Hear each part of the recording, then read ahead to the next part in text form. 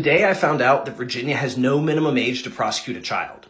In many states, you can't prosecute a child who's under the age of 12 or under the age of 10, but in Virginia, if you want to prosecute a 4-year-old, you can go right ahead. You have all the legal standing in the world. And recently, there was a bill that went through the General Assembly that was widely supported, bipartisan support, that was going to set an age cap, saying, hey, we shouldn't prosecute 4-year-olds, and that bill was promptly vetoed by the governor, which is really disturbing. Now, thankfully, in my area, in the Charlottesville-Albemarle area, they're not going to do that. They're going to see a 4-year-old and say, hey, this kid needs help, or this 6-year-old needs help, or this 8-year-old needs help. But in this place, a city not far from me, apparently this prosecutor, this Commonwealth's attorney, sees it as their duty to prosecute 9-year-olds and 10-year-olds because that's how you clean up the streets.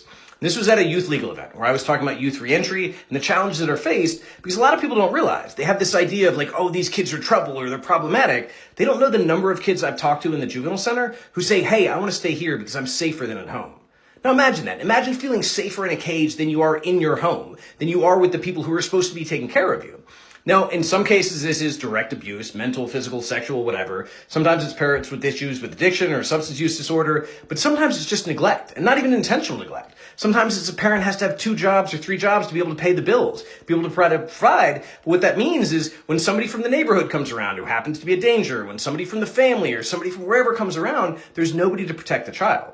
So kids genuinely feel safer in cages, and these are the kids we decide we're going to punish. Like, we're going to lock you away because that'll teach you a lesson. The only thing it does is get them a temporary reprieve, but put them surrounded by other kids who are traumatized and other kids who need help, and then we don't provide adequate resources. And then what I talked about, youth reentry, we don't have support once kids get out. Because they tend to do really well on the inside. They tend to get their high school diploma, they tend to go through programs, they tend to do art, they tend to be involved, and then they go home to the same home, or the same neighborhood, or the same problems that got them there in the first place. And we have astronomical recidivism rates because we do not have support for those kids.